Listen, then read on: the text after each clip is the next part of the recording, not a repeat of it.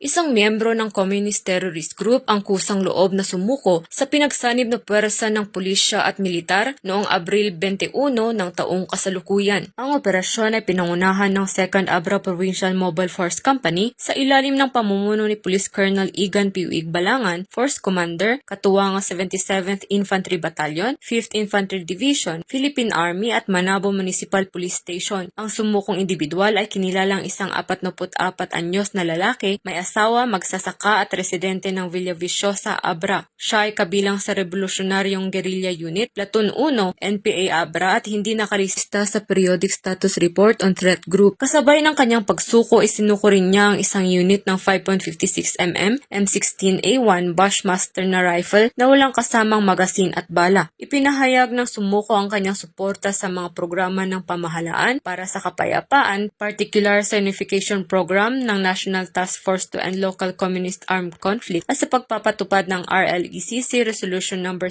Series of 2021 o mas kilala bilang Tumanon Makitungtong. Sa kasalukuyan, ang sumukong individual ay nasa kustudiya ng 2nd Abra PMFC at sumasailalim sa custodial debriefing at panayam sa Camp Colonel Adolfo Catrizio Femio, San Jose Norte, Manabo, Abra. Patuloy namang hinihikayat ng Philippine National Police ang iba pang miyembro ng armadong grupo na magbalik loob sa pamahalaan at samantalahin ang mga programang pangkapayapaan tungo sa isang ligtas at maayos na pamumuhay.